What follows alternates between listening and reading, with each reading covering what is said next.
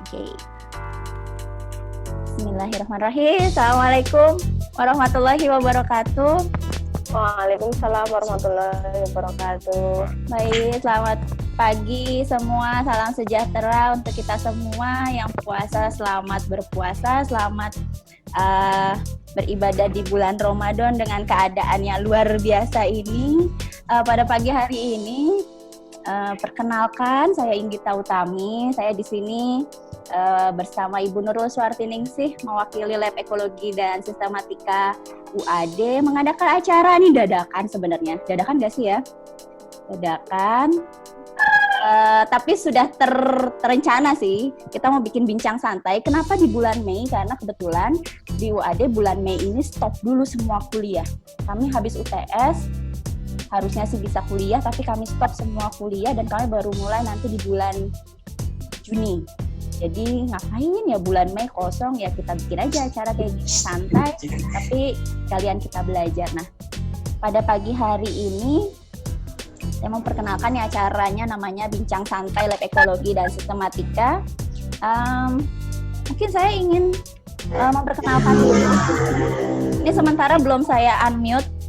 Saya mau coba mulai unmute sekarang. Jadi buat teman-teman nanti kalau ada yang mau ngomong bisa chatting ya, Bu, tolong saya mute dulu, nanti bisa chatting, Bu, tolong di unmute. Oke. Nah, untuk narasumber kita pada pagi hari ini, saya sengaja mengundang, ada di ujung, nggak tahu ya di ujung mana teman-teman, tapi kalau di layar saya ada di ujung kiri atas, Mas Agus Jati. Halo. Nah, itu tuh yang gondrong, Mas Agus Jati ini kebetulan teman ketemu gede di Jogja. Beliau ini salah satu anggota WCF Wildlife Conservation Forum, dan saya ketemu di situ bersama Mas Agus dan teman-teman yang lain. Ini orang sering banget saya undang. Saya serap ilmunya karena banyak banget dia pengalamannya. Pernah saya undang di kelas komputasi bentang alam untuk kuliah tentang drone. Hari ini saya minta Mas Agus cerita tentang kamera trap, karena beliau ini juga ada pengalaman nih dengan kamera trap. Sedikit aja singkat cerita, Mas Agus ini dulu kuliah jelas di Kehutanan UGM. Soalnya Wildlife Conservation Forum itu ya banyak juga nih pendiri-pendirinya dari Kehutanan UGM. Lulus S2 di Jepang, di Kyoto University. Jadi ya dikit-dikit kita suka nyambung kalau cerita Jepang gitu ya. Kangen ya, Mas? Oke, nah hari ini Mas Agus mau cerita beberapa pengalaman. Beliau pernah melakukan penelitian menggunakan kamera trap. Apa sih kamera trap? Bentuknya kayak apa? Gimana cara makainya? Penelitiannya juga, metodenya gimana kalau pakai kamera trap? Apa yang bisa diteliti dengan kamera trap, itu mungkin semua nanti akan diceritakan oleh Mas Agus. Nah, juga saya mau say hello buat semua peserta. Saya ada beberapa aturan nih. Saya sengaja menonaktifkan suara supaya tidak berisik. Jadi nanti teman-teman seperti yang saya bilang tadi, kalau ada yang ingin menyampaikan sesuatu bisa chatting dulu, nanti akan saya unmute, akan saya buka suaranya. Kemudian kalau nanti Mas Agus lagi menyampaikan presentasi gemes pengen nanya, nah bisa di chatting dulu. Ya Bu, nanti saya mau nanya, nanti insya Allah akan saya buka suaranya. Atau Bu, saya mau nanya tapi malu, ya bolehlah tulis di chatting, nanti saya sampaikan pertanyaannya. Nanti kita ada sesi tanya jawab, mungkin ya santai aja ya, jadi jangan terburu-buru waktu. Mas Agus ini mungkin sekitar 30-45 menit nanti cerita, nanti baru tanya jawab dan kita tutup. Kurang lebih seperti itu teman-teman semua. Nah, saya ingin Mas Agus, halo. Hai, halo. Oke, ini saya sudah pembukaan, saya sudah share aturan mainnya. Silahkan saya berikan kesempatan sepuas-puasnya untuk Mas Agus menceritakan tentang kamera trap. Monggo Mas, silakan. Baik, terima kasih Mbak Inggit. Baik, jadi kalau kita bicara soal penelitian satwa liar, ada berbagai macam topik yang bisa kita lakukan. Salah satu topik yang paling umum mungkin adalah biodiversitas. penelitian biodiversitas itu misalnya di Cagar Alam Nusa Kambangan Timur ada jenis satwa apa saja sih? Lalu misalnya, di lingkungan kampus UAD ada berapa banyak jenis burung ya? Nah, itu adalah contoh-contoh penelitian biodiversitas. Ini mungkin adalah penelitian yang paling basic, karena kalau kita mau meneliti yang lebih lanjut, seperti misalnya meneliti populasi, kita harus tahu dulu penelitian biodiversitas. Oke, setelah kita tahu di sana ada apa, biasanya lanjut ini. Kita ingin tahu ada berapa banyak, misalnya harimau di landscape Bukit 30. Kalau tadi di biodiversitas yang kita butuhkan adalah data jenis, kalau populasi kita sudah meningkat lagi nih, yang kita butuhkan adalah jumlah individu. Contoh topik penelitian satwa liar yang lain adalah hubungan antara satwa dengan habitatnya. Misalnya, kalau misalnya pohon makin banyak, apakah jenis satwanya makin banyak ya? Atau misalnya, kalau hutan habis terbakar, apakah jenis rusa akan tetap bertahan di kawasan itu atau dia akan mencari kawasan lain? Ini yang namanya wildlife habitat relationship atau hubungan antara satwa dengan habitatnya. Dan juga topik yang cukup populer yang lain adalah perilaku satwa liar. Nah, untuk bisa menjawab pertanyaan-pertanyaan penelitian ini, tentu saja kan kita butuh data. Untuk meneliti keanekaragaman hayati, tentu kita butuh data spesies. Selain spesies, juga lokasi. Lalu untuk kita mencari tahu populasi satwa tertentu, sudah tentu kita perlu jumlah individu. Kemudian, waktu. Kita ketemu satwa itu kapan sih? Karena beda musim, bisa saja satwanya beda. Misalnya, keanekaragaman jenis burung di kampus UAD ketika musim kemarau mungkin berbeda dengan keanekaragaman burung di UAD pada musim penghujan. Makanya waktu juga perlu. Kemudian karakteristik habitat. Ini penting ketika kita ingin meneliti hubungan antara satwa dengan habitatnya. Dan tentu saja kalau kita ingin meneliti perilaku satwa liar, tentu kita harus bisa tahu aktivitasnya apa saja.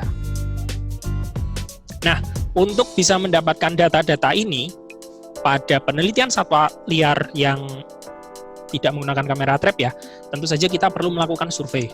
Seperti misalnya untuk survei biodiversitas, kalau kita mau penelitian burung, biasanya metode yang cukup umum digunakan adalah menggunakan point count atau line transect, yang kita harus membuat peta ukur di lokasi penelitian kita, entah itu di hutan atau dimanapun, kemudian kita melakukan pengamatan. Lalu untuk penelitian populasi, ada metode yang sangat populer ini dan akurasinya cukup bagus, namanya capture, mark, recapture.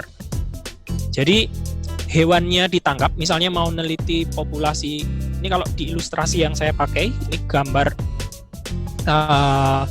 semacam rubah mungkin ya. Ini saya ngambil dari Manuel Weber ini, dari ResearchGate.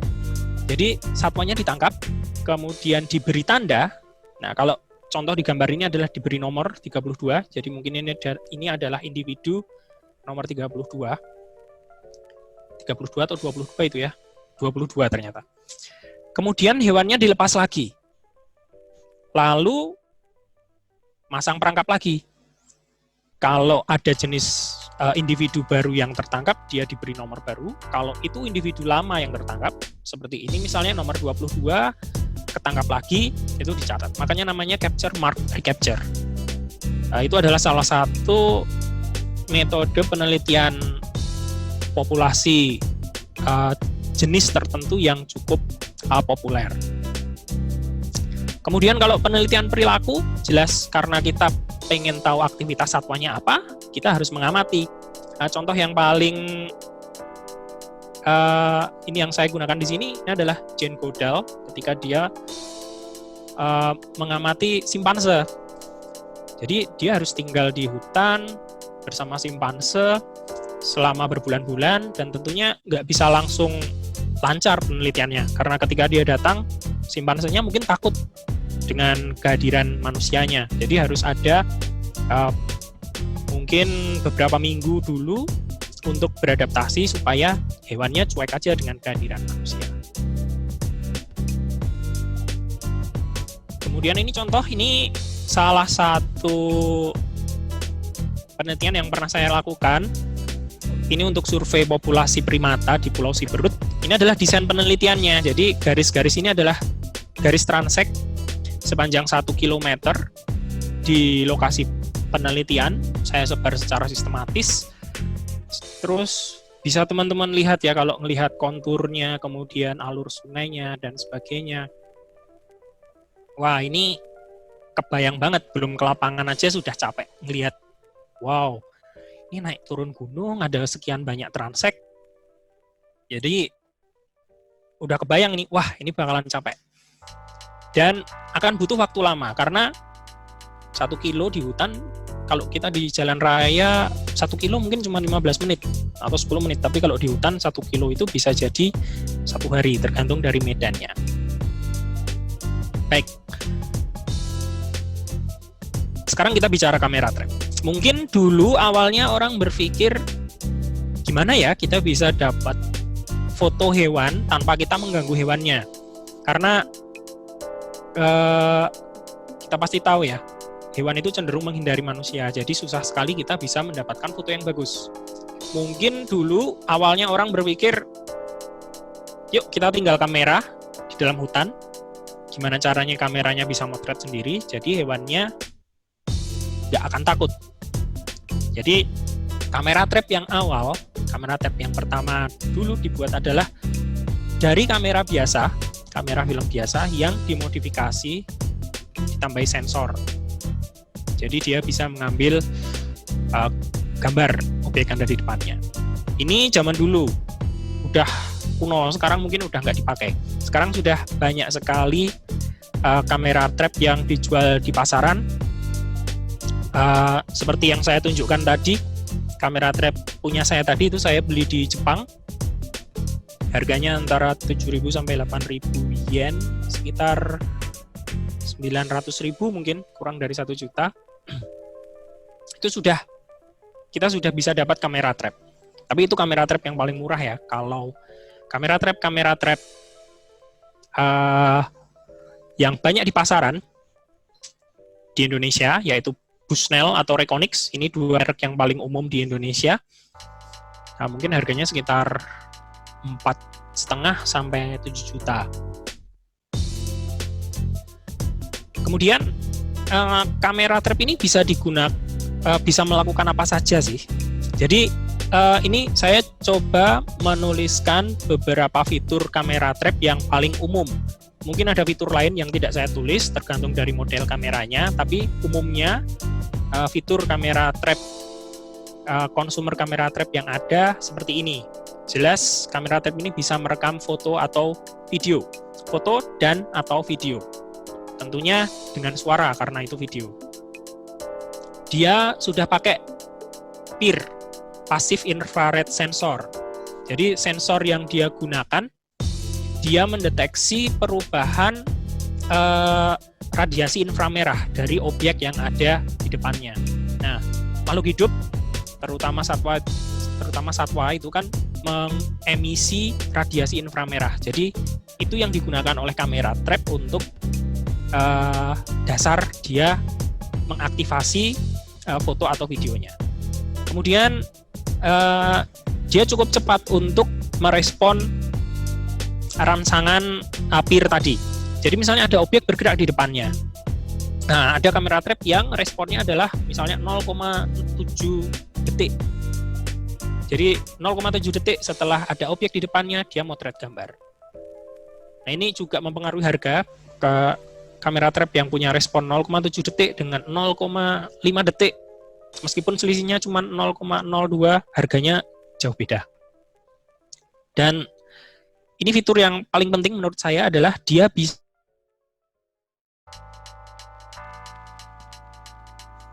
artinya kita bisa mengamati satwa, baik dia yang aktif di siang hari maupun malam hari.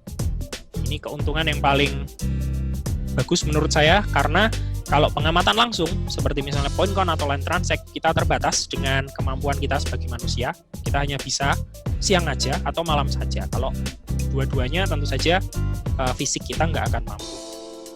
Dan karena dia punya kemampuan untuk merekam gambar di malam hari juga, dia punya infrared flash, blitz infrared. Jadi dia bisa mengambil gambar satwa di malam hari dengan lampu infrared.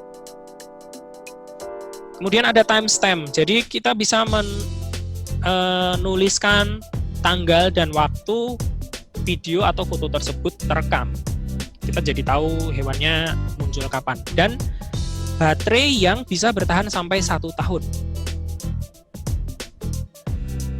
Lalu ini tambahan aja ya, dia bisa pakai fitur time lapse atau scan. Jadi kita bisa setting kamera trap ini untuk misalnya otomatis mengambil gambar setiap 1 jam atau otomatis mengambil gambar setiap 2 jam. Terus dibikin video time lapse misalnya dan sebagainya. Lalu kamera yang lebih mahal ini harga 10 juta up. Jadi sangat lebih mahal. Dia sudah punya GPS dan dia punya wireless image transmission. Jadi kita nggak perlu datang ke hutan ngambil kameranya. Kita tinggal masang 4G SIM card ke kameranya. Kita bisa dapat mungkin macam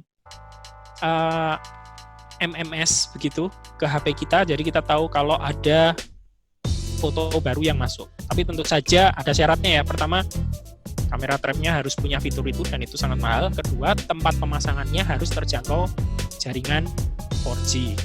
Nah, kayaknya nggak mungkin deh kalau masangnya di hutan ya. Baik, terus kamera trap ini sekarang cukup populer dalam penelitian. Kalau kita browsing kamera trap di Google Scholar, kita bisa lihat di sini ada hampir 500.000 publikasi yang di situ menggunakan kamera trap. Kalau saya lihat publikasi yang tahun 2020 saja, since 2020, 2020 aja belum selesai sudah ada hampir 3.000 artikel yang diterbitkan menggunakan kamera trap. Jadi saat ini kamera trap ini sudah jadi alat yang sangat populer untuk penelitian satwa liar. Baik, saya coba tunjukkan beberapa rekaman dari hasil kamera trap. Ini adalah, udah tahu ya karena di situ ada namanya. Ini adalah macan tutul. Waktu itu saya diajak main sama teman di BKSDA Cilacap untuk survei di Nusa Kambangan. Bukan survei sih, ngajaknya piknik. Tapi kalau saya itu survei satwa itu piknik, jadi saya anggapnya ya ini piknik. Saya bawa kamera trap punya saya tadi yang murah, nggak sampai 1 juta tadi, dan itu adalah satu-satunya kamera trap yang kami punya waktu melakukan kunjungan ke Nusa Kambangan. Yaudah, kami pasang aja di situ. Ternyata kami dapat foto macan tutul. Nah, nggak hanya foto macan tutul, kita juga bisa tahu informasi yang lain dari foto ini. Misalnya, oh macan tutul ini terekam pada bulan Oktober, tanggal 18, tahun 2018. Karena ada timestamp-nya di sini. Dan terekamnya pukul 10:50 malam. Dan suhu udara waktu macan tutul ini terekam 24 derajat Celcius. Jadi, informasi yang didapatkan dari kamera trap ini cukup banyak. Ini foto. Nah, waktu itu juga disetting foto dan video secara langsung. Ini yang video.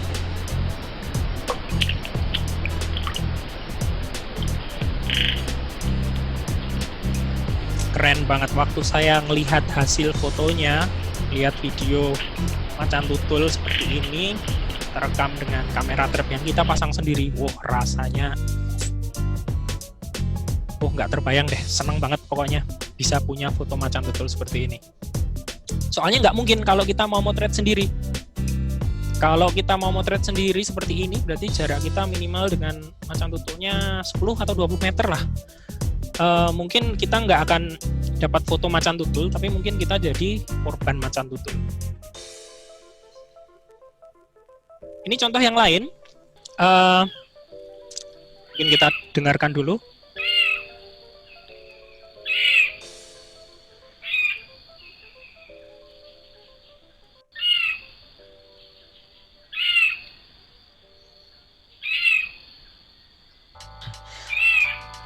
Jadi ini salah satu video kamera trap yang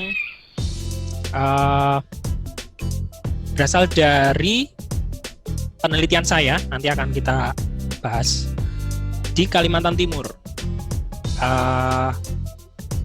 Satwa yang tadi kita lihat itu adalah marbled cat. Saya nggak tahu bahasa Indonesianya apa ya? Kucing batu apa ya?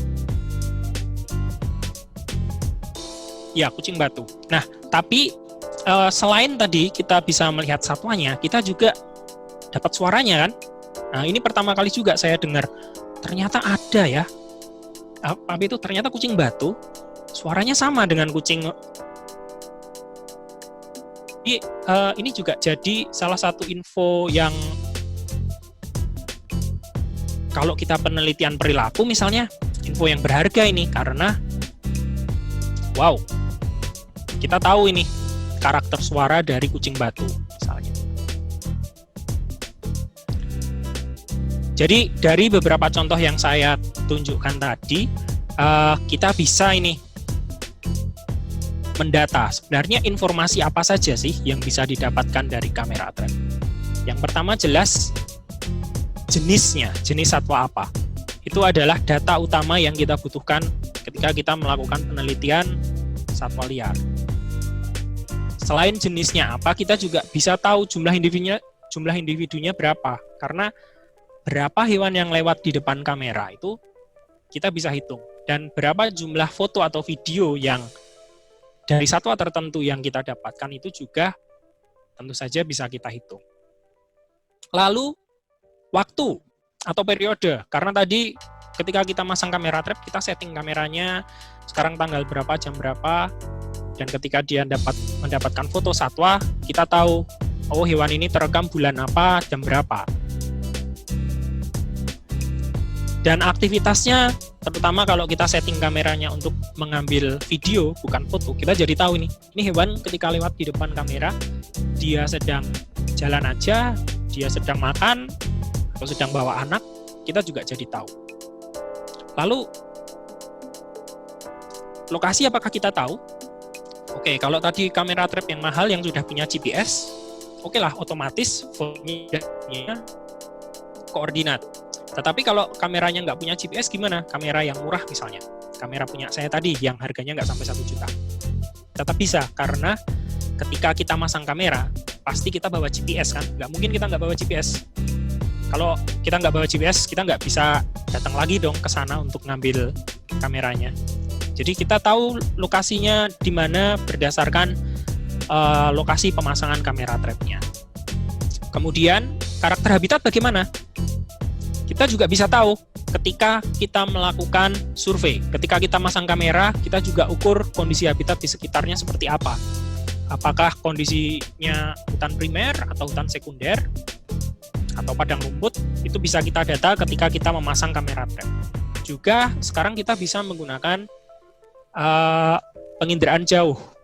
Kita bisa menggunakan citra satelit untuk mengetahui kondisi habitat tempat kita memasang kamera trap.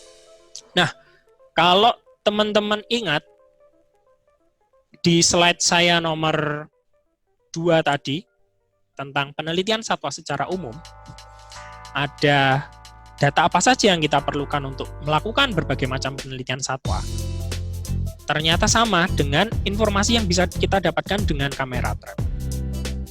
Sehingga kesimpulannya, selama data-data yang kita butuhkan bisa kita dapatkan dari kamera trap, maka kita bisa melakukan penelitian satwa liar apapun meskipun caranya konvensional. Seperti kalau tadi saya sampaikan, penelitian biodiversitas. Kalau cara yang kita pengamatan langsung, ada metode point line transect misalnya atau point count. Tujuannya adalah mengetahui mendata jenis satwa apa saja yang kita dapatkan di sana. Nah, kamera trap juga bisa mendapatkan informasi jenis apa saja yang ada di sana, sehingga penelitian biodiversitas bisa kita pakai kamera trap. Begitu juga penelitian yang lain, nanti akan saya beri contoh di belakang. Tetapi meskipun, sebelum itu tadi, kamera trap ini ada kelebihan dan kelemahannya. Kita bahas kelebihannya dulu. Yang pertama jelas dia bisa mengambil data tanpa kehadiran kita. Ini sangat menguntungkan, terutama ketika kita ingin melakukan survei satwa-satwa yang pemalu. Ini saya kasih contoh, ini adalah jenis tupai tanah yang ada di Kalimantan. Dia endemik Kalimantan. Dan dia adalah salah satu jenis tupai yang, bukan tupai, ini bajing ya. Salah satu jenis bajing yang paling elusif atau paling susah ditemui. Karena begitu ada orang, dia pasti langsung pergi. Dengan kamera trap, kita bisa dapat video sedekat ini. Keuntungan ini adalah dokumentasi yang bagus. Ini adalah bukti yang kuat bahwa di lokasi tersebut bisa dijumpai satwa yang kita teliti. Ini contoh yang lain, ini adalah Jose Palm Civet. Dan video ini adalah rekaman kedua, laporan kedua keberadaan spesies ini di Indonesia. Sebelumnya rekaman pertama di Kalimantan Barat, ini direkam di Kalimantan Timur. Jadi ini adalah rekaman jenis ini yang pertama di Kalimantan Timur. Dan kita nggak ada karena buktinya adalah video yang menunjukkan bahwa yang ada dalam video itu adalah Jose Palm Civet. Jadi ini adalah bukti yang sangat kuat bahwa jenis tersebut ada di sana. Keuntungan yang lain, dia bisa merekam terus-menerus dalam periode yang lama, jadi 24 jam sehari dan bisa merekam sampai dengan 1 tahun, yang sudah tentu ini mengalahkan survei yang dilakukan manusia, karena kita nggak mungkin ya 1 tahun terus-menerus memantau satwa. Tapi dengan kamera trap, kita bisa melakukan itu. Dan kita nggak perlu nangkap hewannya ini, karena hewannya udah lewat di depan kamera. Ini akan saya bahas nanti di contoh kasus yang akan saya tunjukkan. Lalu, secara relatif, kebutuhan tenaga manusia yang digunakan kecil. Maksudnya kecil bagaimana? Mungkin ketika masang kamera trap, katakanlah kita punya 10 kamera trap, kita mau pasang di hutan secara acak. Mungkin kita butuh waktu 1 minggu untuk pasang kameranya sendiri. Tetapi, hanya dengan 1 minggu kita di hutan, kita bisa mendapatkan data sampai dengan 1 tahun. Itulah yang saya maksud dengan sumber daya manusia yang dibutuhkan relatif kecil. Saya nggak bilang kecil, tetap relatif kecil. Tapi ada kelemahannya tentu saja. Yang pertama adalah dia mahal. Kita mau penelitian menggunakan kamera trap, tentu saja kita butuh lebih dari 1 kamera trap. Anggap aja kamera trap punya saya tadi yang murah, yang harganya nggak sampai 1 juta. Kalau saya mau pakai 10 kamera trap, paling nggak saya perlu 10 juta kamera trap sebanyak yang saya butuhkan. Itu kamera trap yang murah. Kalau saya pakai kamera trap yang standar, yang Bushnell misalnya harganya paling murah 4,5 juta, jadi saya butuh hampir 50 juta untuk penelitian. Itu baru alatnya saja, belum survei lapangan, belum bayar honor orang yang membantu kita, belum beli baterai dan sebagainya. Kemudian karena kamera ini kita pasang di hutan dalam waktu yang lama, mungkin dia kena hujan, mungkin kena suhu udara yang lembab dan sebagainya, ada resiko kameranya malfungsi. Rugi dong, kita sudah pasang kameranya di hutan selama 1 tahun, tapi ternyata baru 1 bulan kameranya sudah malfunction. Jadi kita nggak dapat data dong selama 11 bulan, padahal kita berharap ketika 1 tahun dipasang, kita dapat data yang banyak. Itu salah satu resikonya. Kemudian kesulitan identifikasi. Baik, ilustrasinya begini. Saya kasih contoh kesulitan identifikasi itu bagaimana. Ini saya mainkan video yang di atas. Coba diamati. Ada makhluk apa di sana? Baik, saya coba putar beberapa kali. Baik, kalau kita nggak perhatian, kita memperhatikannya di tengah, mungkin kita nggak melihat apa-apa. Tapi coba kita perhatikan di sisi sebelah sini. Sebentar lagi. Kelihatan sesosok makhluk, tapi sayangnya cuma ekornya saja. Dan itu pun ujung ekornya saja. Kita nggak tahu nih, sayangnya ada hewan di sana, tapi gambarnya nggak jelas, saya nggak tahu ini binatang apa. Kalau dari sini, dari bentuk ekornya, oke, saya tahu ini jenis musang-musangan. Ini Viveridae atau Mustelidae. Tapi hanya sejauh itu yang bisa saya tahu, karena gambarnya nggak jelas. Contoh yang lain, kita lihat yang gambar di bawah. Kalau kita nggak cermat, mungkin kita anggap, oh ini kosong, ini nggak ada apa-apa. Padahal ada, kalau kita amati di bagian sini, dan bagian sini. Di awal video kelihatan sedikit kaki belakang dari hewan tertentu. Bagi yang baru pertama kali melihat mungkin nggak tahu ya ini makhluk apa ya, kelihatan kakinya aja. Tapi karena saya sudah sering melihat video seperti ini ya, saya tahu oh ini kaki kijang. Tapi ada 2 jenis kijang di Kalimantan, yellow muncak dan red muncak.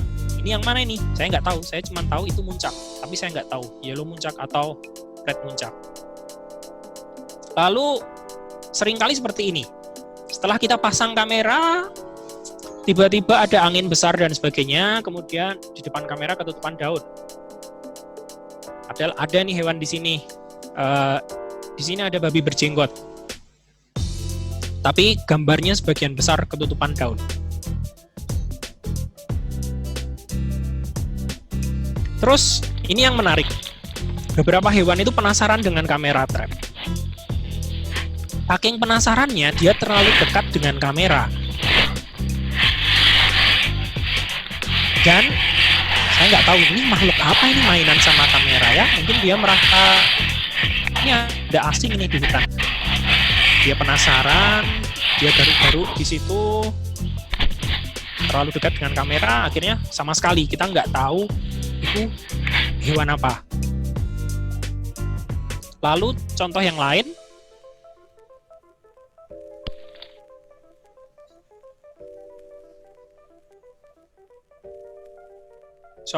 kurang. Contoh yang lain adalah ini, ada beberapa jenis yang mirip. Seperti misalnya kalau di Kalimantan itu ada Tragulus nabu dan Tragulus kancil. Kalau bahasa Indonesia ya kancil. Kancil besar, kancil kecil. Nah, coba dibandingkan video yang atas dengan video yang bawah. Kalau kita nggak terbiasa membedakan, kita akan anggap kedua jenis ini sama. Padahal 2 jenis ini adalah 2 jenis yang berbeda.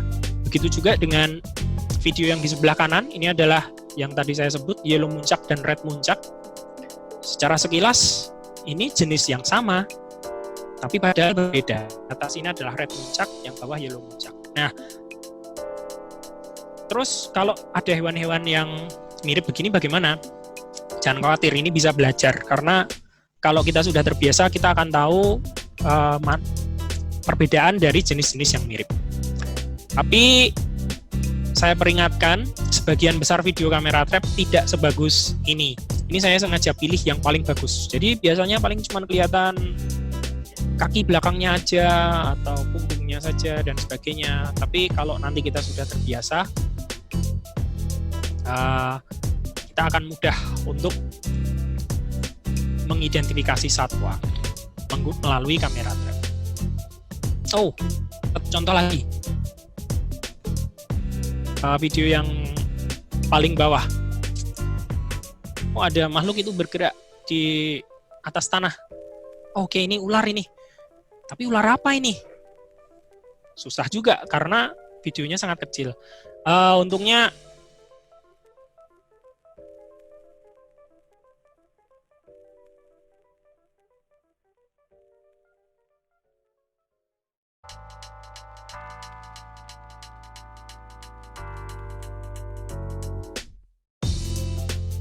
baik. Kelemahan berikutnya adalah dia tidak cocok untuk satwa arboreal atau satwa akuatik atau satwa kecil. Karena kamera trap ini kan kita pasang di atas tanah. Sementara jenis-jenis satwa arboreal seperti misalnya primata, leaf monkey misalnya, lutung dan sebagainya, mereka banyak aktivitasnya di atas pohon. Kadang-kadang mereka turun ke tanah. Seperti gambar yang di atas, ini adalah lutung merah. Oke, kita bisa dapat fotonya menggunakan kamera trap. Mungkin selama 3 bulan kita masang, kita dapat 2 foto lutung merah. Tapi apakah artinya di hutan tersebut lutung merahnya hanya sedikit karena kita cuma dapat 2 foto? Tentunya enggak, karena lutung merah ini aktivitasnya banyak di atas pohon yang tidak terekam oleh kamera. Jadi untuk satwa-satwa arboreal atau akuatik, penggunaan kamera trap ini bisa berakibat underestimation. Sebenarnya mereka banyak, tetapi data kita sedikit karena memang nggak merekam satwa tersebut. Kemudian ini kamera trap ini nggak pandang bulu, dia merekam apapun yang memicu sensornya. Tadi saya tunjukkan contoh daun-daunan yang ada di depannya. Nanti kalau teman-teman mencoba penelitian pakai kamera trap, akan jenuh sekali melihat video atau foto daun. Mungkin dari 300 video yang terekam, mungkin sebanyak 150 atau setengahnya itu isinya adalah video yang merekam objek lain, seperti daun atau mungkin cahaya matahari yang masuk ke tanah dan sebagainya. Tapi tetap kita harus melihat semua kan. Dan ini konsekuensinya adalah database kamera trap itu banyak sekali. Kalau kita punya, bayangkan aja, kita punya 10 kamera trap ini, kita pasang selama 3 bulan. Masing-masing kamera trap selama 3 bulan ini merekam 300 hingga 500 video. Kali 10, ada 3.000 video. Jadi, dan 3.000 video ini harus kita lihat semua, karena bisa saja video yang kita anggap kosong, ada hewannya di situ. Jadi cukup makan waktu untuk mengolah data kamera trap.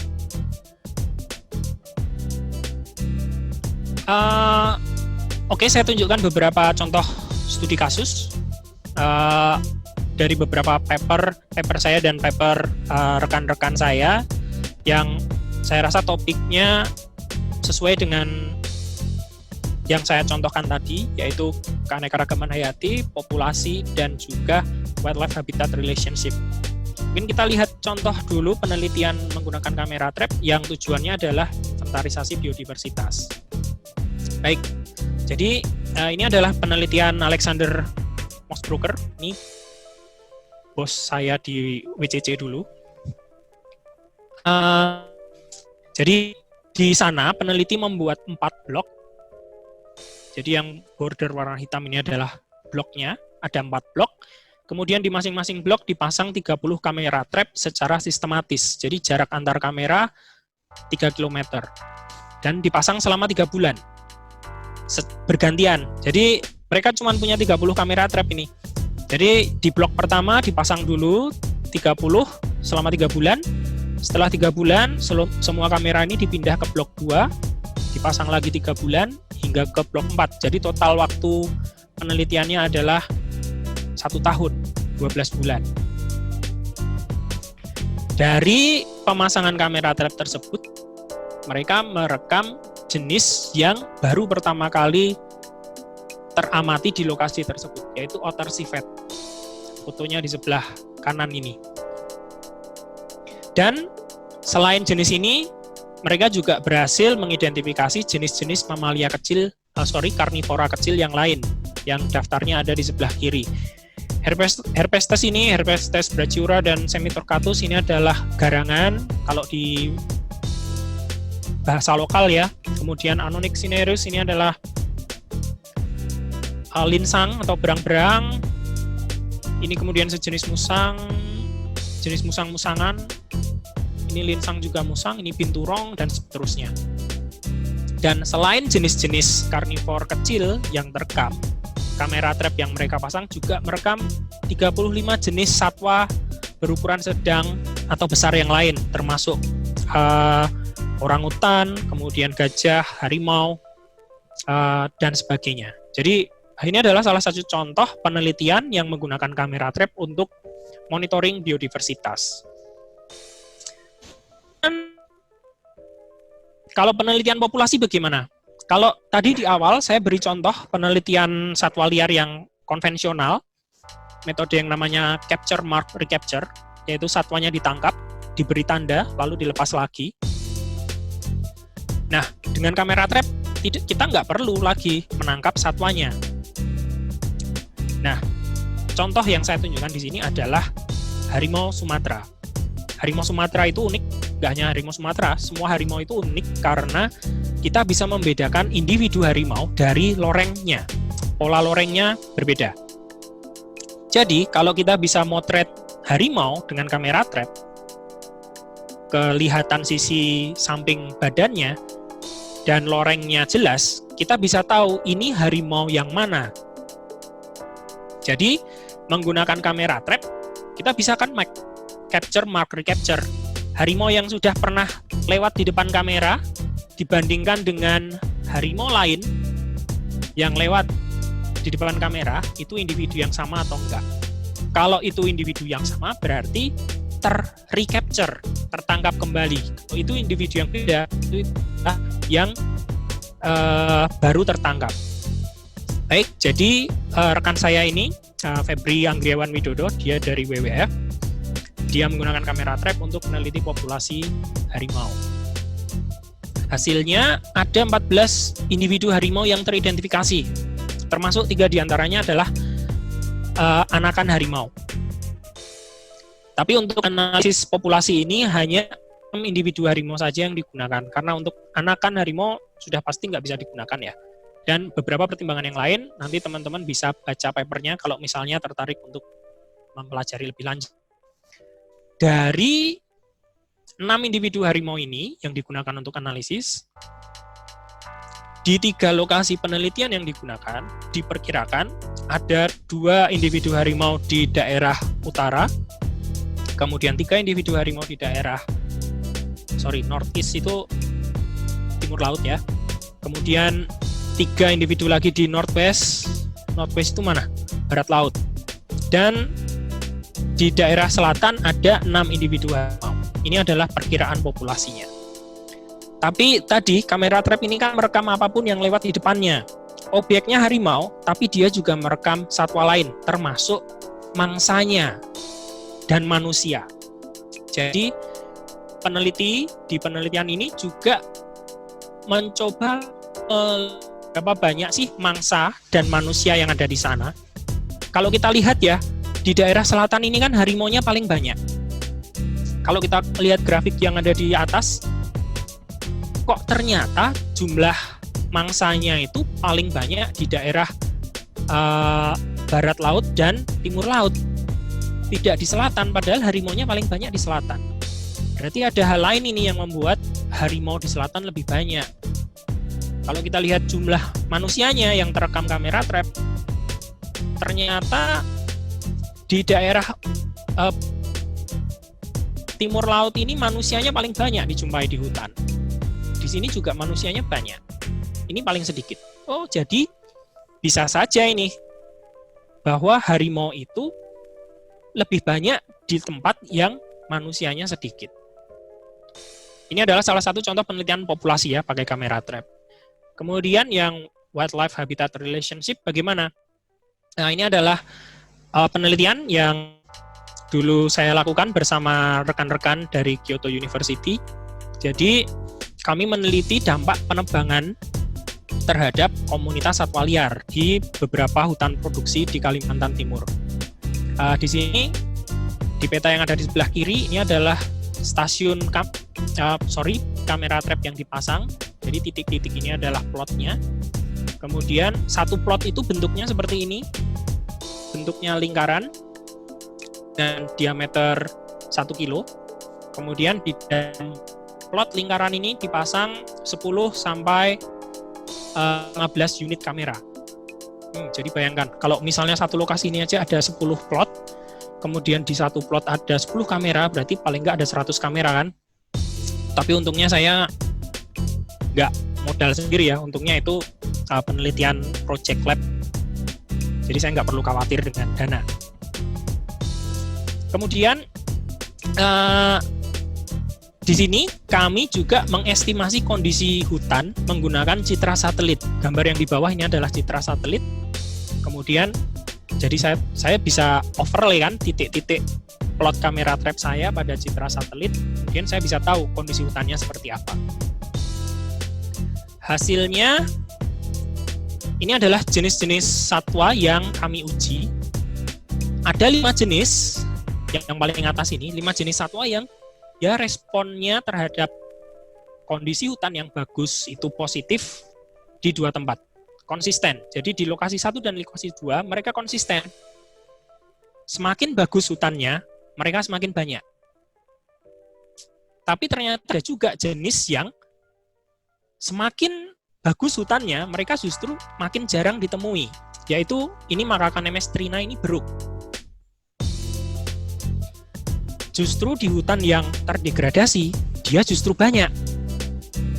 Tapi bisa dijelaskan mengapa, karena Makacanemes trina ini adalah primata yang terestrial, dia aktifnya di bawah tanah. Dan karena dia jenis primata, dia banyak makan jenis-jenis buah-buahan, dan buah-buahan yang bisa dia makan tentunya buah-buahan yang tumbuh di atas tanah, bukan yang di atas kanopi.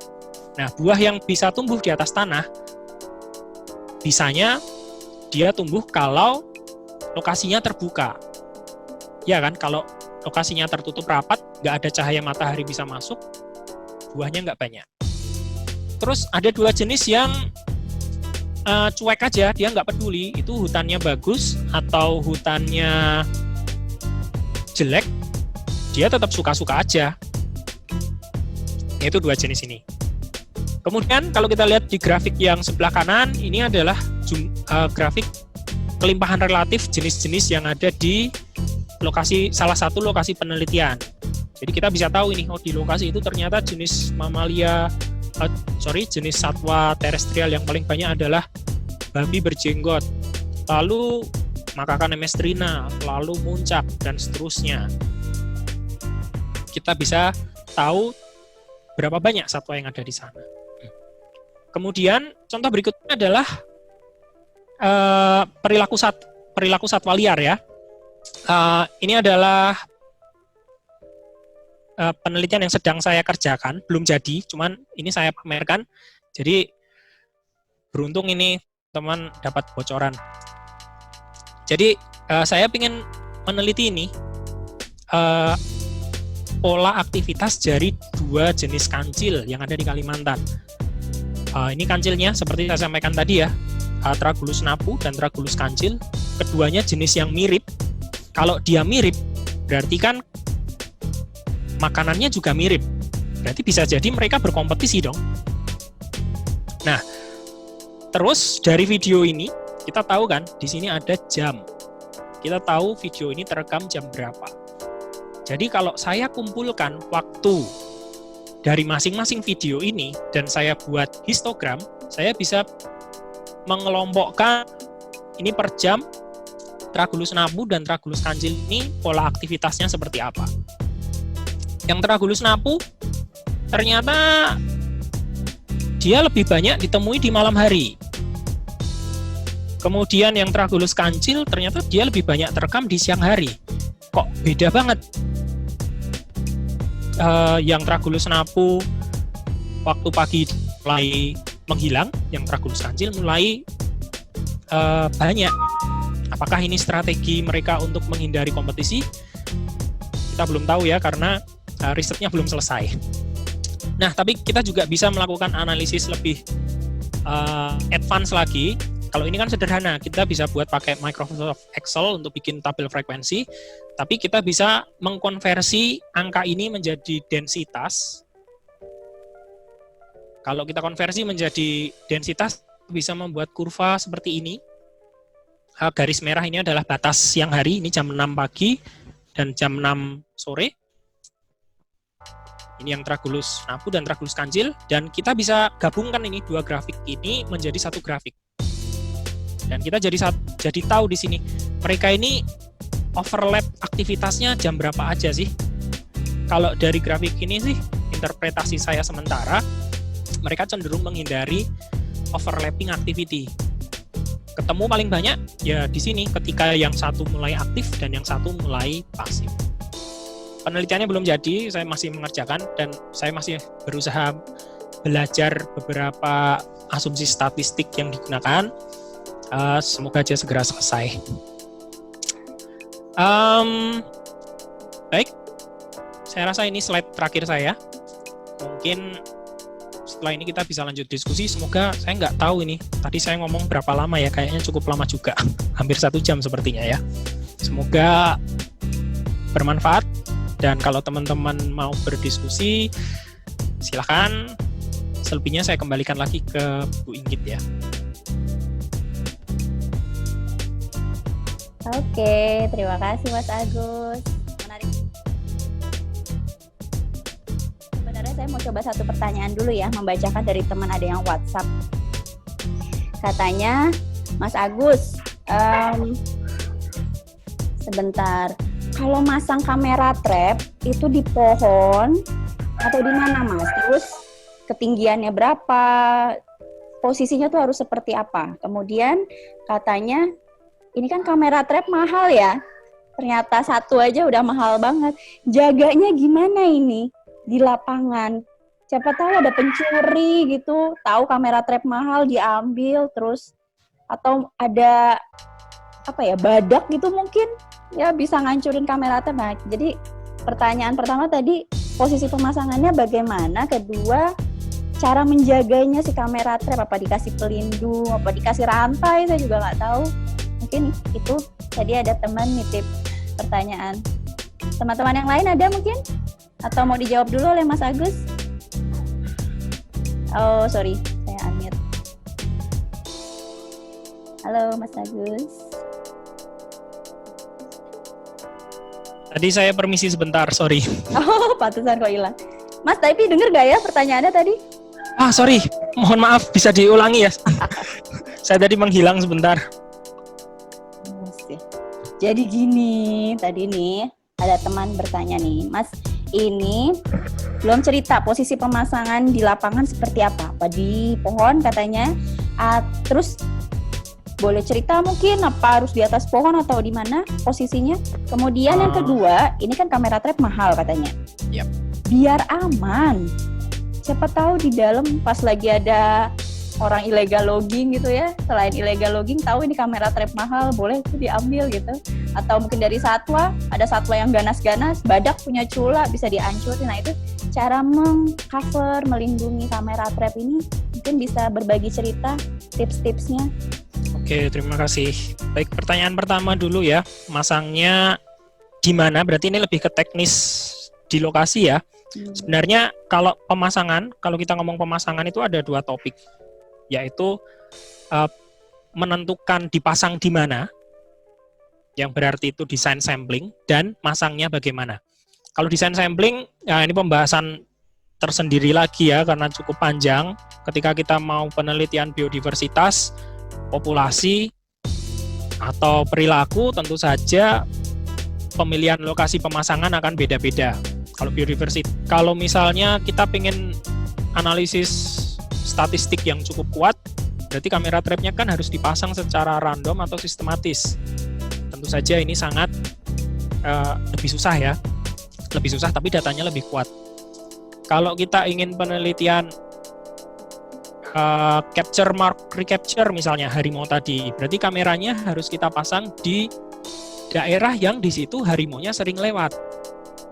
Misalnya di jalur patroli harimau dan sebagainya. Tergantung tujuan dari penelitian kita.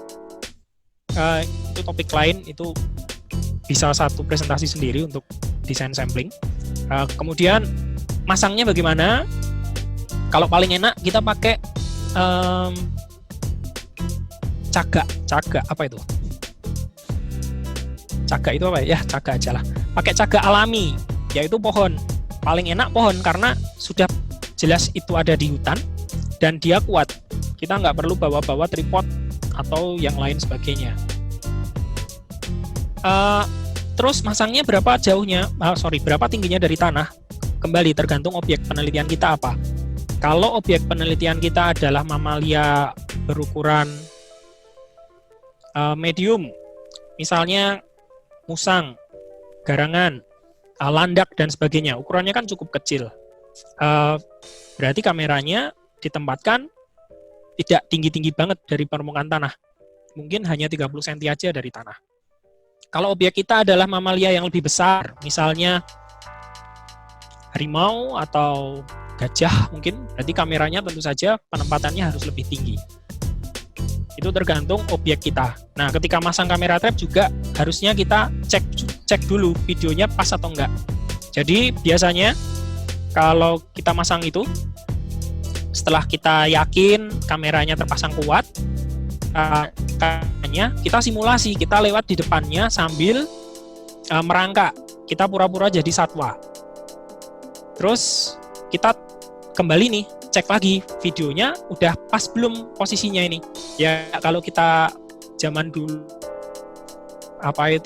motret pakai kamera yang di mode otomatis, kita taruhkan kameranya, kita gaya foto, ternyata fotonya kurang pas ini, kita geser lagi kameranya, macam gitu. Jadi itu semua jawabannya adalah tergantung objek penelitian kita apa. Kemudian ya kamera trap ini mahal. Gimana biar meminimalisir rusak dan hilang? Kalau dari penelitian yang saya lakukan bersama teman-teman di Kyoto University, tadi kan ada sekitar 100 unit kamera trap ya. Itu ada hampir 10 yang hilang. Jadi cukup banyak, tapi nggak apa-apa, uang lab juga. Ada beberapa tips cara memasang kamera trap supaya yang pertama tidak diambil manusia. Salah satu cara yang paling mahal adalah kita beli kerangkeng kurungan kamera trap. Jadi teman-teman di WWF itu juga ada yang kamera trapnya dirantai segala macam biar nggak gampang diambil.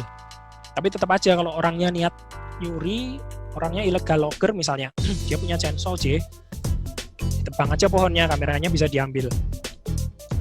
Kalau yang teknik yang saya lebih suka karena pertama saya nggak perlu bawa-bawa peralatan ekstra, dan yang kedua sejauh pengalaman saya paling efektif pemasangan kamera trap seperti ini untuk menghindari pencurian adalah memilih lokasi-lokasi yang ketika ada orang lewat di sana, mereka tidak memperhatikan sekitar. Saya kasih ilustrasi. Bayangkan jalan gunung. Jalan di gunung itu kan sempit, menanjak. Nah, pilih lokasi-lokasi di mana manusia cenderung fokus pada jalannya. Kalau misalnya jalan landai, relatif nyaman kita jalan itu, kita jalan kan bisa sambil tengok kanan, tengok kiri, dan sebagainya. Tapi ketika kita jalan di lokasi yang terjal, kita pasti fokus pada jalan yang kita lalui. Kalau kita tengok-tengok, resiko terpleset lebih besar lah. Nah, biasanya saya memilih lokasi-lokasi seperti itu untuk memasang kamera trapnya. Dan tentunya kamera trapnya tidak dipasang di tepi jalan ya. Tepi jalan tetap aja kan, orang jalan langsung lihat di depannya. Jadi ada beberapa trik yang meminimalisir manusia untuk bisa melihat. Kemudian kalau dirusak satwa gimana? Tadi saya ngasih contoh ya, ada hewan yang penasaran dengan kamera trapnya. Itu hewan kecil, kalau hewannya besar gimana? Beruang misalnya. Beruang sering sekali penasaran dengan kamera trap. Ada teman juga yang melakukan penelitian, kamera trapnya dicuri sama ajak. Ajak itu anjing liar di Taman Nasional Baluran. Awalnya dikiranya yang nyuri orang, tapi kok beberapa waktu kemudian ketemu di dekat sarang ajak ada bekas gigitan. Dan ketika dicek videonya, dicek rekamannya, isinya adalah mulut ajak semua di kamera itu. Jadi, oh yang nyuri ternyata ajak. Kalau untuk yang ini, saya nggak tahu ini melindunginya bagaimana. Kalau hanya dengan masang ya. Tapi kalau kita mau invest lebih, kita tadi misalnya diberi kurungan, itu relatif lebih aman terhadap hewan, terhadap manusia. Kalau manusia itu kalau udah niat ngambil ya diambil. Tapi kalau kurungan itu bisa lebih menghindari kerusakan dari hewan. Tapi tentu saja kita butuh lebih banyak peralatan, dan kalau kita masangnya jauh di hutan, bawanya lebih susah. Karena bawa kamera trap 10 di dalam tas saja rasanya sudah ini banyak sekali, capek. Rasanya pengen segera pasang semuanya. Kira-kira? Oke, ini ada lagi nih Mas pertanyaan dari teman-teman. Coba ya satu-satu ya. Tadi kata Mbak Nur Fadila katanya nih, tadi salah satu feature kamera trap itu sendiri kan ada infrared flash untuk malam hari. Itu nyala flashnya bisa kita setting sesuai keinginan kita, atau memang flashnya akan otomatis menyala di malam hari. Terus ada lagi pertanyaan, dalam satu kamera trap kan biasanya terdiri dari banyak video. Biasanya satu file video itu durasinya berapa lama, sesuai yang kita setting atau gimana? Oke. Itu dua. Satu lagi Mas, tanggung Mas. Satu lagi, siapa tahu bisa dijawab barengan. Ini juga sebenarnya saya penasaran sih tadi pengen nanya. Ini kalau mau pasang kan berarti kita harus survei dulu ya, mungkin studi literatur dulu juga, hewannya apa, atau kalau kita udah tahu hewannya apa, kita harus survei dulu kira-kira cara masangnya.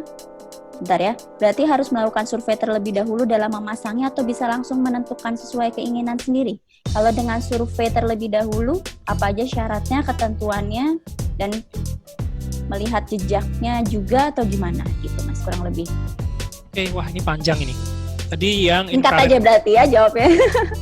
Infrared dulu ya. Kamera trap itu ada kamera trap yang zaman sekarang ya, ada beberapa setting untuk infrared flash. Jadi ada yang low, medium, high.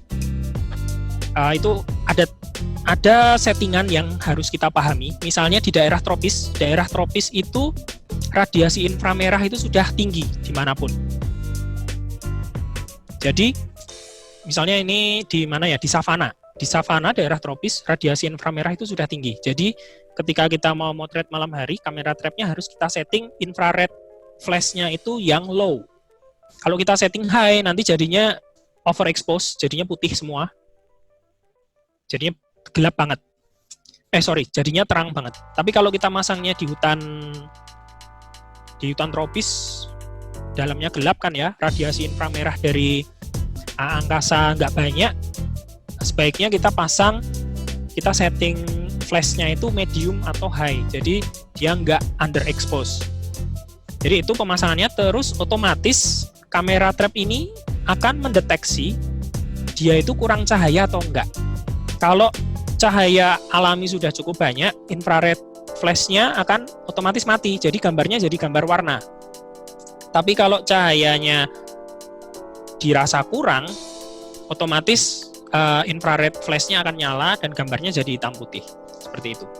Oke, kemudian setting yang berikutnya tadi apa ya, nomor 2 ya? Bentar. Yang kedua apa ya tadi ya? Bentar ya Mas. Yang kedua itu video. Oh ya, durasi. Ngatur video durasinya tuh bisa diatur apa enggak sih? Oke, tentu saja bisa. Kalau untuk video kamera trap itu bisa kita atur dari durasi 10 detik sampai 1 menit. Terus foto juga sama, foto juga kita bisa atur ketika dia ngambil foto, dia ngambilnya satu aja terus berhenti atau beberapa kali sekaligus. Misalnya ada hewan lewat ini, dia langsung ngambil spread 3 kali langsung atau kita ngambil 1 kali aja. Terus kita milih durasinya, pertimbangannya apa? Banyak ya. Pertama adalah baterai dan memory card. Kalau kamera trap kita pasang dalam periode yang lama, misalnya 1 tahun, kemudian kita hanya mengunjungi lokasinya 6 bulan sekali, berarti kan kita harus ngirit baterai dan ngirit memory card ini.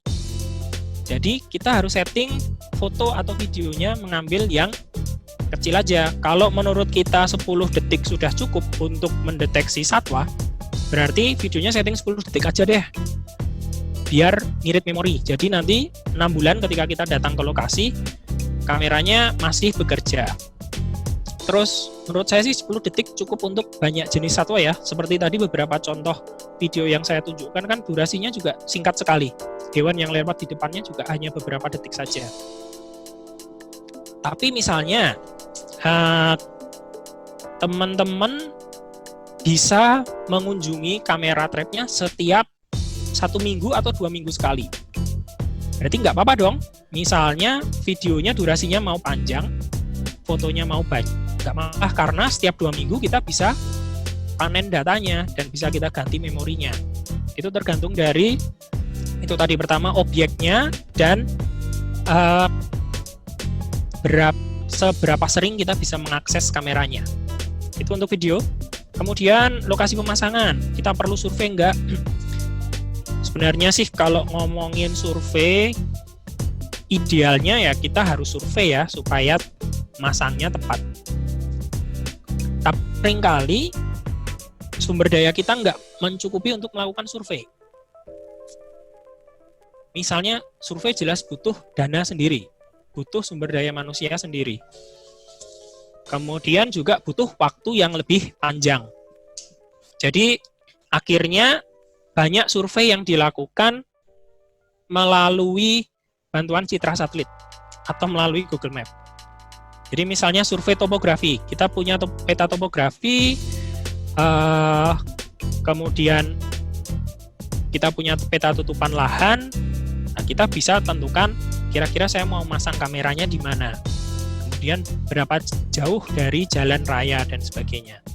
Itu survei yang paling cepat adalah kita menggunakan bantuan yang ada di atas langit, satelit, kalau misalnya kita tidak bisa ke lapangan. Kalau waktu kita cukup panjang, seperti yang ketika saya sampaikan tadi, ketika ke Nusa Kambangan, ketika ngambil video macan tutul tadi, kami siangnya ada waktu ini. Siangnya kan survei burung dengan point count. Jadi kami sudah ada waktu untuk menjelajah lokasi. Nah, sambil menjelajah lokasi itu kami melihat-lihat lokasi yang kira-kira peluang macannya lewat situ lebih banyak. Lokasi itu seperti apa kriterianya? Misalnya di dekat air.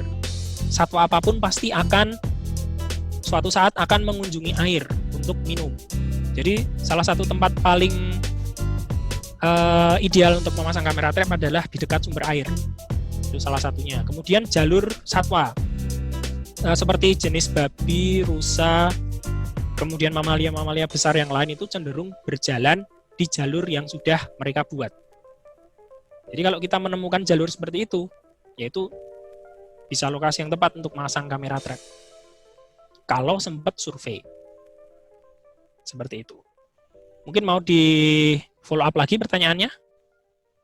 Sudah, kira-kira teman-teman ada lagi yang mau bertanya? Mungkin satu pertanyaan terakhir.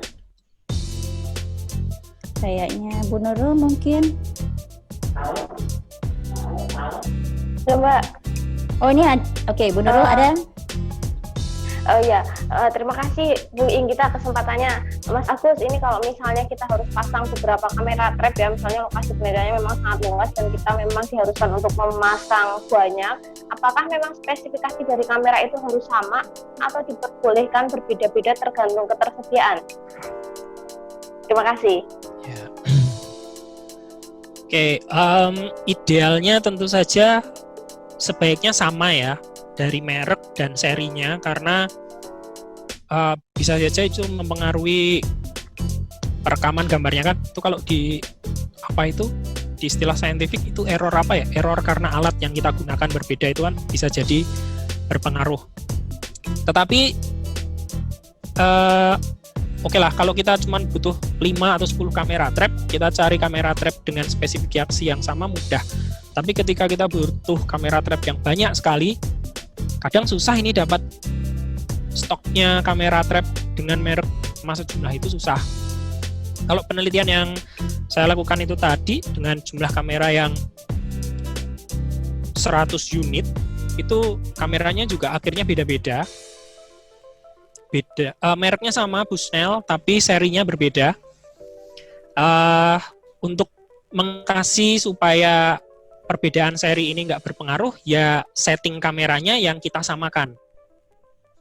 Misalnya tadi, setting infrared flash-nya semuanya di setting medium, kemudian sensitivitas peer sensornya semuanya di setting medium, lalu apalagi ya, semuanya dibuat mengambil video dengan durasi yang sama. Nah, itu adalah beberapa strategi yang bisa kita gunakan seandainya kita pakai kamera yang berbeda-beda ini ya, supaya respon kameranya sama.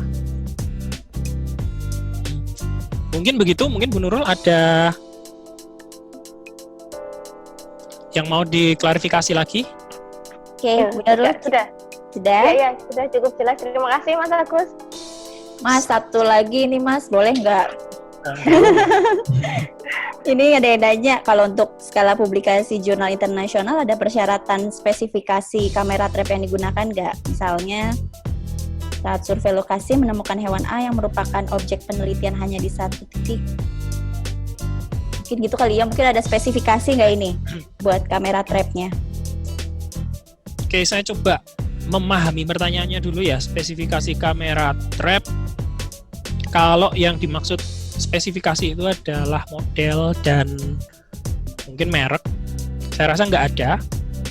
Yang penting adalah ketika kita membuat manuskrip, di metode kita jelaskan kamera trap kita itu spesifikasinya apa sih, misalnya, terus setting kamera trap kita bagaimana, seperti tadi settingan videonya durasinya berapa lama dan sebagainya. Menurut saya itu yang lebih penting. Brandnya apa, kemudian apalagi ya, fiturnya apa saja, menurut saya itu tidak jadi soal. Yang penting kita bisa menuliskan, menyampaikan bahwa kamera trap yang kita gunakan punya kemampuan seperti ini ketika menulis. Kemudian ini, kalau misalnya cuma satu kamera aja ini, terus bisa nggak dipublikasi? Nggak aja. Sekali lagi tergantung topiknya apa. Kalau topiknya biodiversitas, kemungkinan agak susah kalau kita hanya pakai satu kamera trap, karena keterwakilannya jelas kurang. Tetapi kalau kita penelitiannya adalah pelaporan jenis baru misalnya, kita masang satu kamera ini, kebetulan satu kamera ini merekam satu jenis satwa yang sebelumnya belum pernah terdeteksi di lokasi itu. Nah, ini sudah data yang sangat berharga. Kita bisa menggunakan informasi jenis yang terekam di satu kamera ini untuk publikasi. Jadi misalnya judulnya seperti apa ya? First record of Sunda clouded leopard in East Kalimantan. Udah jadi kan? Hanya dari satu kamera. Tapi sekali lagi itu tergantung ya. Tergantung tujuan penelitiannya apa dan bagaimana kita menulis manuskrip tersebut. Kalau untuk biodiversitas, populasi, sepertinya mau nggak mau kamera trapnya butuh. paling enggak 10 lah mungkin. Atau kalau biodiversitas 5 saja bisa. Kita dibuat gantian. Iya, ini satu tips ini. Misalnya kamera trap kita cuma sedikit, kita cuma punya 5. Apakah kita bisa melakukan penelitian yang datanya cukup kuat? Bisa. Kamera trap ini hanya unitnya, unit alatnya. Tetapi lokasi sampling kita itu adalah kamera stationnya. Jadi bisa kita buat 30 kamera station, meskipun kita hanya punya 5 kamera. Strateginya, kita pindah. Jadi, kita pasang dulu 5 kamera di 5 station selama 1 bulan. Setelah 1 bulan, 5 kamera ini dipindah ke 5 station lainnya. Kemudian pindah lagi sampai dengan, tadi saya bilang berapa station ya? 30 ya. Sampai dengan 30 station, sampai dengan 30 station itu termonitor semua. Jadi hanya dengan 5 kamera trap kita bisa monitor sampai dengan 30 station. Itu salah satu trik, salah satu strategi untuk memaksimalkan penggunaan kamera trap yang sedikit. Oke, monggo dilanjut lagi. Mas, ini ada pertanyaan dari Pak Agung ini. Pak Agung mungkin mau bertanya langsung atau saya coba bacakan. Durasi waktu minimal untuk meneliti keberadaan harimau berapa minggu atau berapa bulan? Wah, harimau ini harusnya ditujukan ke teman saya Febri ini ya. Teman saya coba menjawab ya. Nah, tergantung tujuannya. Kalau tujuannya adalah untuk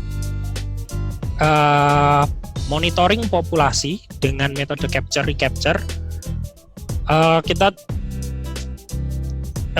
untuk analisis itu bisa dijalankan kan kita punya data yang sufisien. Berarti mungkin 2 bulan minimal untuk capture recapture.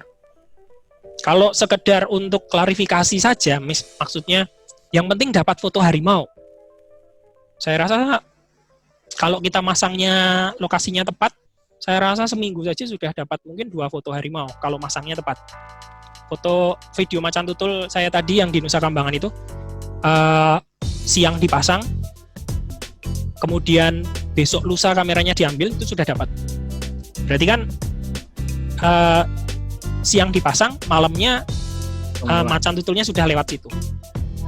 Terus mungkin saya tambahin, nggak cuma harimau ya. Kalau saya mau penelitian biodiversitas, kameranya baiknya dipasang berapa lama?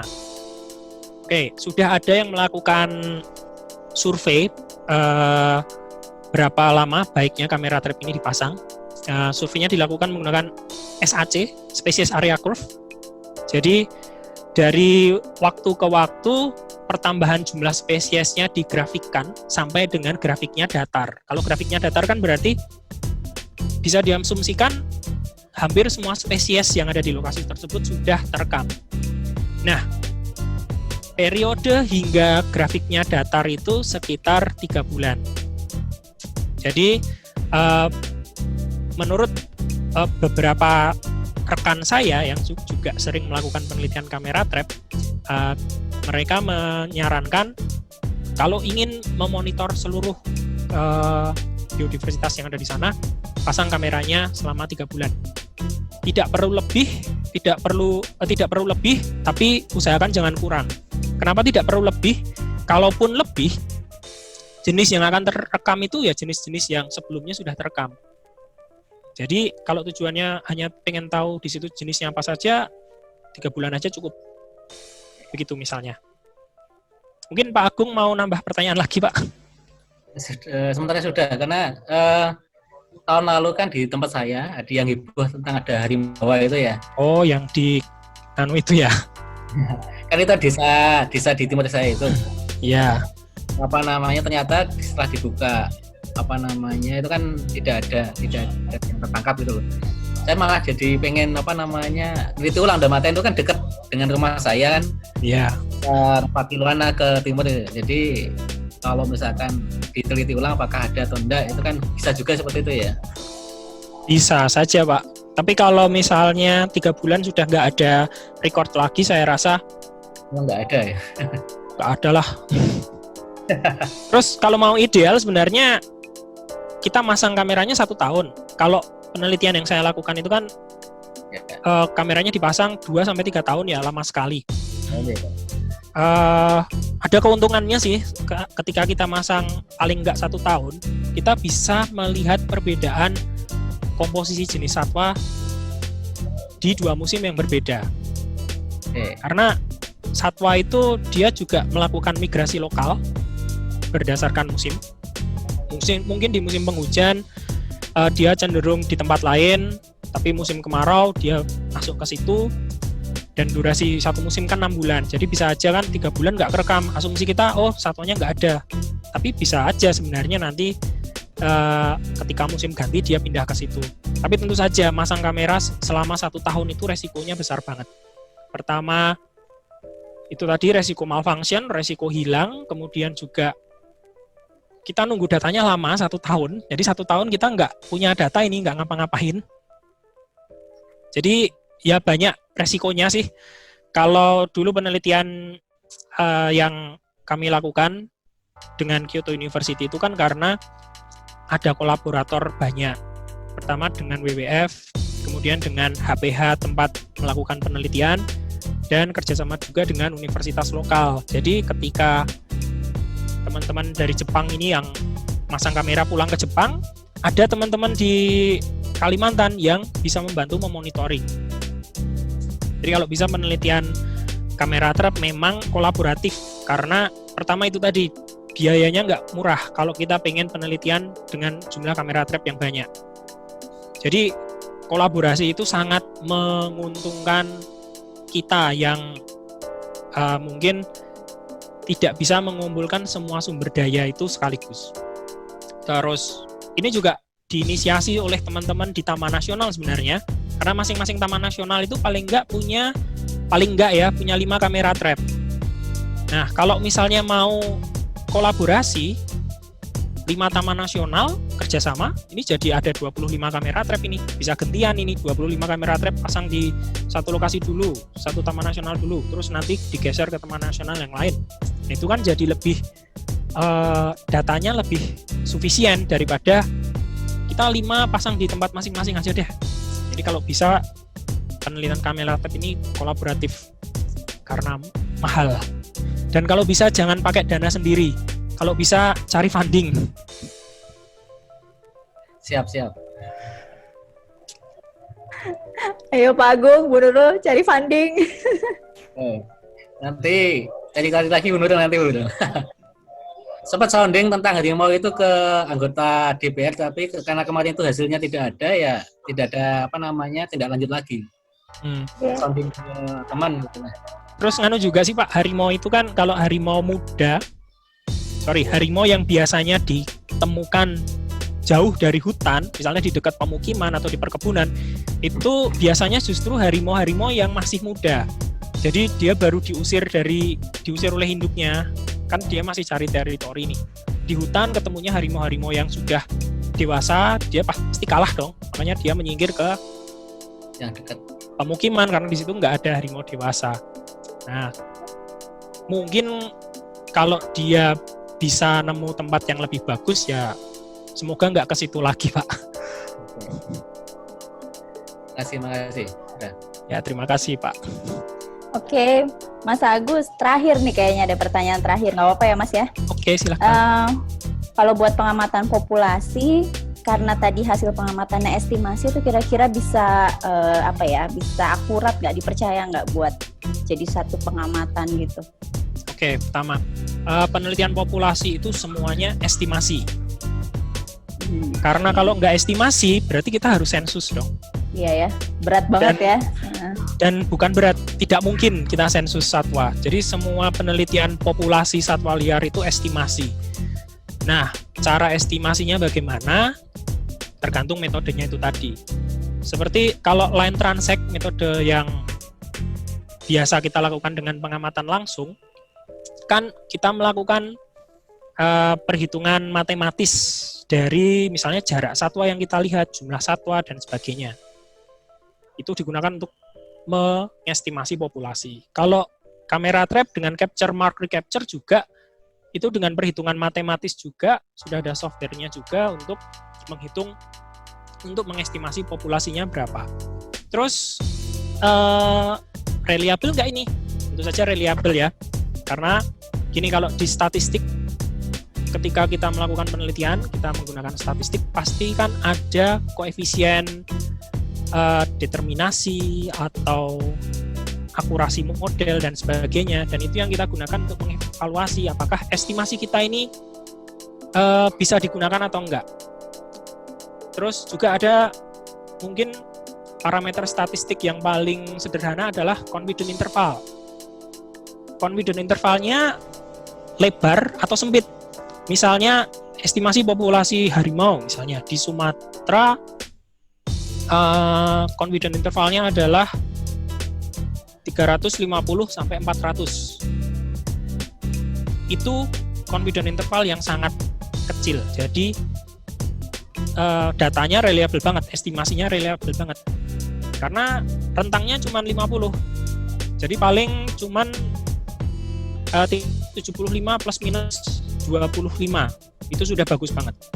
Tapi kalau misalnya confidence intervalnya besar, populasi harimau adalah 100 plus minus 75. Besar banget. Berarti kan paling kecil 25, paling banyak 175. Dari 25 ke 175 kan lebar banget perkiraannya. Nah, ini contoh ketika estimasi kita kurang bagus. Tetapi menurut saya, estimasi yang kurang bagus itu lebih bagus daripada tidak ada estimasi sama sekali. Jadi berapa populasi harimau di sana? Saya nggak tahu. Terus berapa populasi harimau di sana? Paling sedikit 25, paling banyak 200. Meskipun rentangnya tinggi, tapi kalau estimasi itu adalah satu-satunya estimasi yang kita buat, itu lebih bagus daripada kita sama sekali tidak bisa membuat estimasi. Oke, begitu ya. Jadi untuk penelitian populasi semuanya estimasi, tidak ada sensus populasi satwa liar kecuali mungkin di captive. Maksudnya di captive, kecuali mungkin itu di kebun binatang atau di tempat lain yang kita bisa benar-benar hitung di situ ada berapa. Gitu. Oke, terima kasih nih Mas Agus. Mungkin teman-teman tadi Diba yang tanya ya, nanti kita akan belajar sebenarnya Diba buat teman-teman angkatan 2018 di ekologi. Nanti setelah pertemuan setelah UTS nih ada nanti estimasi populasi plus di ekologi kuantitatif nanti ya. Jadi mungkin tadi nggak familiar ya, tapi mungkin kayak teman-teman 2017, 2016 sudah tahu kayak CMRR gitu, sudah lumayan familiar ya. Oke, Mas, pernah lihat hantu? Saya di kamera mau. trap? Hantu? Di kamera trap pernah ada? Teman-teman banyak yang bilang, ada benda aneh di kamera trap. Kalau saya ngelihat, oh ya ada gambar aneh di kamera trap. Cuman sih, saya nganggapnya itu cuman gangguan alam. Oke lah, ya nanti bisa estimasi populasi hantu di mana gitu ya, pakai kamera trap. Sensor kameranya dimodifikasi biar bisa merekam hantu juga kali ya. Menembus dunia lain gitu ya. Oke, terima kasih buat Mas Agus Sudibiojati, luar biasa sekali pada pagi hari. Terima kasih Bu Inggit, Bu Nurul, Pak Agung, dan teman-teman. Iya nih, kami senang sekali nih bisa dapat materi yang belum pernah mungkin ya diajarkan sebelumnya ya, karena kami juga belum pernah punya kamera trap. Doakan semoga kami nanti dapat kucuran dana untuk bisa membeli ya Pak Agung, Bu Nurul. Terus saya klarifikasi, saya nggak ngajari ya, saya cuma sharing. Kalau ngajari saya belum capable, belum sampai selevel itu, jadi saya hanya sharing aja di sini pengalaman. Siap. Ini nanti saya tuh pengen nanti Mas suatu saat ngerekam ini lagi ya Mas, drone. Waktu itu kan pernah diajak ke kelas tapi belum pernah nih. Nanti ya kita arrange lagi gimana? Ya boleh. Oke Mas Agus, ini ada sedikit kenang-kenangan dari kami.